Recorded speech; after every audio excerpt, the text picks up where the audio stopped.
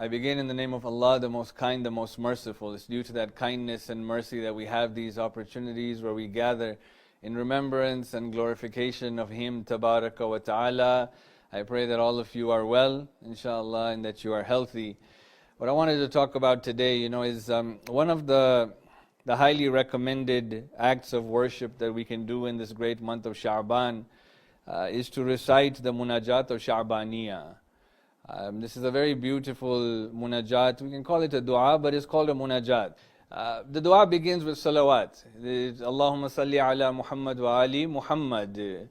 Allahumma salli ala Muhammad wa ali Muhammad.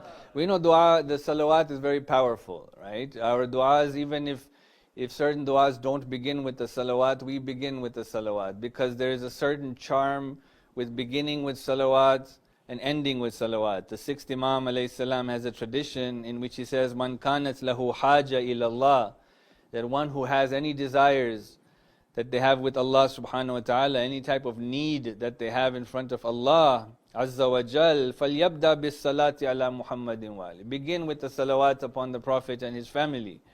Then ask your haja, thumma yakhtim bis salat ala Muhammadin, and then end with the salat, right?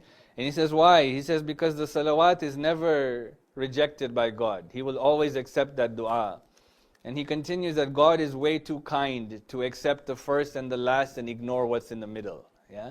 So have your hajat. Very beautiful, right?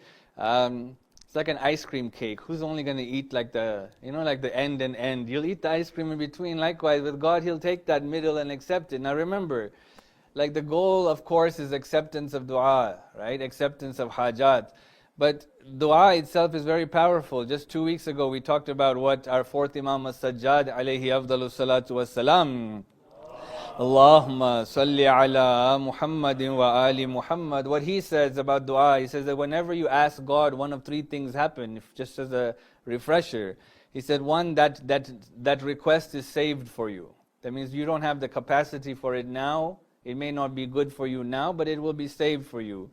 Number two, it will be answered for you. Or number three, he says, it will, instead of what you're asking for, your request will save you from some type of tribulation, some type of bala, your request will save you. So the dua is always heard. Let's not just be waiting for it to be answered for us to feel closer to God.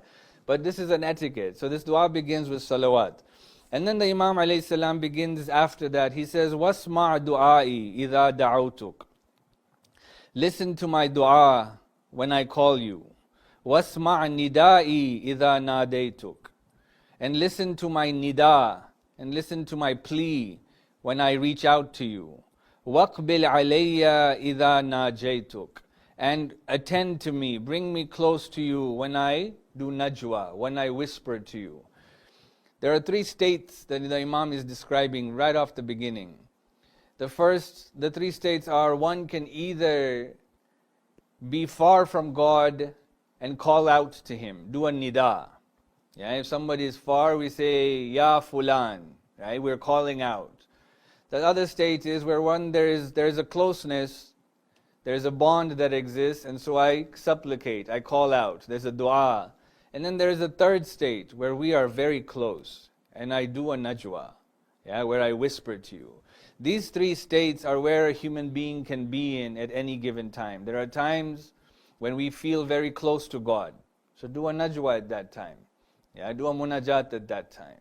There are times when I'm connected, but maybe not as strong as I feel His presence.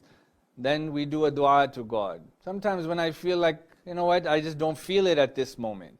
Do a nida, call out to Allah subhanahu wa ta'ala. What's important to remember is that these three states of a human being are the states that are related to them. This is not how God is. It's not that God is at moments far away from us, or God is at moments close to us, or very near to us. No, this is our heart.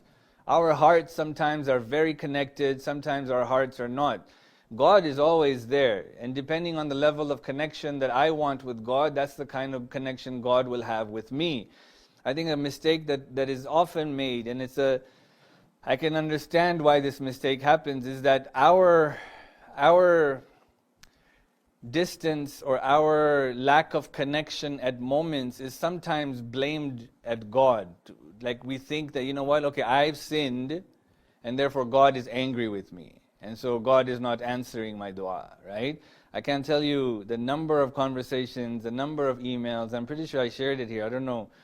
You know, when you recite so many lectures, you don't know where you said what. You know, that's a big problem. But how many emails or phone calls I've had of people, for example, who don't feel like praying, people who sin, people who can't break habits, and they think that it's because God has turned His back on them. It's not at all, right? God never turns His back on us. God never walks away from us. It's our own connection that we have not developed or strengthened that is causing this to happen. We have a way of looking at positivity as though God likes us and negativity as though God doesn't like us. It's very natural to think that because that's how our relationships with people are, right? Like if you're nice to me and I'm nice to you, it means I like you. But if, you know, we have a cold shoulder with each other, maybe that's an indication we don't like you or I don't like you. But that's not how God is, right? But we do that, you know. Not too long ago I was playing tennis and I was playing not so well that day, yeah? And so I said, you know, naturally the mind went and said, well, you did pray Fajr, you did do wudu, so Allah, what's going on? Like, as if God is to blame for my lack of playing well that day, right? And this is the mentality. Car doesn't start, we think Allah doesn't like me. I didn't get the job, I think Allah doesn't like me. I didn't do this, I think Allah is mad. No, don't look at these things of whether or not this is a sign of how God considers you or how God looks at you. God looks at you the same way you look at God. But He is even more merciful than that. If I desire to be with God, God desires to be with me. This is why this Shahrul Ramadan, inshallah we'll do a welcome to Shahrul Ramadan lecture next month. But in Shahrul Ramadan, you know, the idea of diyafatillah is so important. The banquet of God is so important that as the host of that banquet, naturally God longs to see us. He's desiring to be us. Any host who invites someone is excited. We have to match that excitement. We need to look forward to Shahrul Ramadan, not come in there like, it's here, right? Because if that's how we desire to meet God, then that's how God will deal with us. But if we come with excitement, God will come with excitement. And God is greater than that. Sometimes there could be where I don't feel it, but God will still persist because He wants something from me at that moment. So these three states that we're in, and it depends on where we are, what we are doing, what our environment is like, that will either make me sometimes call out to Him, sometimes reach out to Him, or sometimes whisper to Him. And it's something that we have to try to figure out what's causing these different states. But at the same time, what that tells us is that no matter what we are going through, no matter what we are going through, if I feel distant from God, I just don't feel like praying, call out to God. If I feel like it, call out to God. No matter what, don't lose your connection to God. The Imam describes this very beautifully. If you have to call out to Him, call out to Him. If you have to whisper to Him, whisper to Him. But no matter what you do, don't lose your connection to Allah subhanahu wa ta'ala. That's a very important lesson we take from this dua.